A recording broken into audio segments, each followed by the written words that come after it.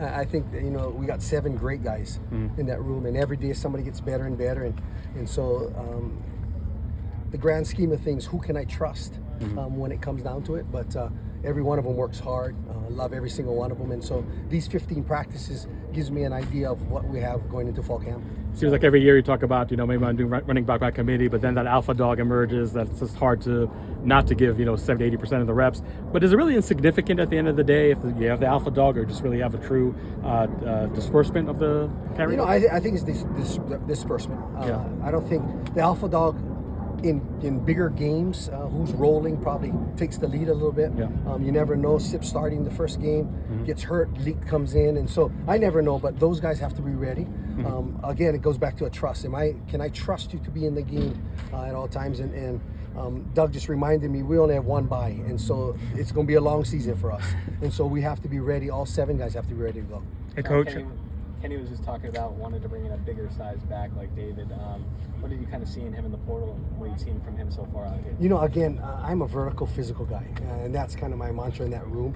And so David showed that at Villanova.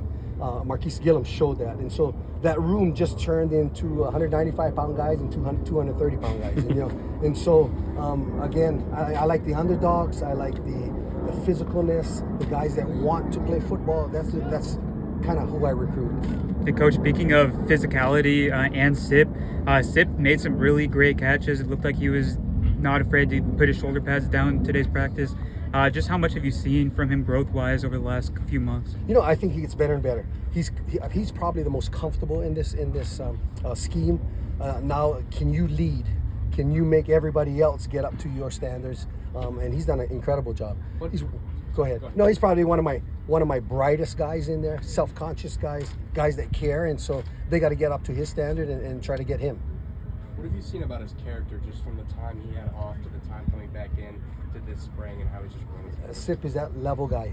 He's going to work. He's the type of guy that whoever hires him later on, he's going to be success, and he's going to move up the ladder because he does everything right. On the field, off the field, does everything right. Looks like pass protection sometimes is the least talked about running back skill, but yes. What would you like so far, especially now being passed? Just the physicality. The fundamentals, we can teach fundamentals, but when the bullets start flying, can I stick my nose in there and can I take on 230-pound guys? I think our guys, and most of it is a want to. Do I want to stick my nose in it? And our guys don't want to. And so they're all pleasers too. And so sometimes they get hard on themselves. Let's just move on to the next play. And so in other words, they're making good business decisions, not bad. Absolutely. They're going to make the best decision. If not, you're out. So, Coach, it's early, but when you're talking about, obviously, the physicality, but like gelling with the offensive line, I know, working with Coach Sagri, we've always talked about that, but I know it's early on, but how do you feel that outside of SIP, the guys have kind of adjusted working with the O-line? They've done well, because all our calls come from there. And so they have to understand and play together. Even on inside zone and outside zone schemes, their shoulders and footwork has to match, and so I think they're doing a good job with that. Shaun, David said one of the specific reasons he came here is the opportunity to potentially play in the NFL with your given track record. What's your messaging to guys? Do you just show off your track record of like, hey, we've got backs who come here, played on Sundays, all Big 12 guys? I think that's my least. I think it's the process that I put them through, and every single one of them comes from a background where they're the underdog. If you look at every single one of the backs, and so how can I get you there and develop you? And that's from mentally development. Everybody worries about the fundamentals, but can I mentally get you strong enough and smart enough and intelligent enough to play at the game? And that takes time. And then at the same time, while I'm on you and I'm dogging you, can I love you at the same time and make sure that you care and play for me as well? And so they see that. The guys in the rooms are my best recruiters, because most of the times on recruiting visits, I'll have parents just go sit with my guys, ask them. It's wide open. Ask them whatever it is. How I coach, it's all out there. And so those guys are my best recruiters. Kenny said that he's very impressed with your drills and the drill work you have, and how he feels it's some of the best. What is specific about the drill work that you feel helps guys translate onto the game day and then into the NFL? I think there has to be an intent in every drill. It has to match the schematics, and then how efficient can our guys be, and then be able to go north and south, body lean, shoulders, footwork, all of those things. As soon as we finish here, I'll go in and we'll grade our individuals as hard as we grade just our regular plays, because that's where can they transition from individuals, from the classroom to individuals to the field, and so I take a lot of time on going through those and getting them better and efficient all the time. Coach, Kenny has talked about 20 and 21 personnel sets being potentially used more this season. Does your approach as a running backs coach change at all when that could be a possibility? Don't screw it up when you're in there in 2021, then we play them a lot more. Right? And so the thing is, if we screw up being in 2021, right, then might as well put 12 in, or play in the 10, right? And so the more chances we get to succeed in 2021, and because I love our room, because they're diversified, they can catch the ball, they can do everything. I'd rather have those tough guys, and I think our guys are tough.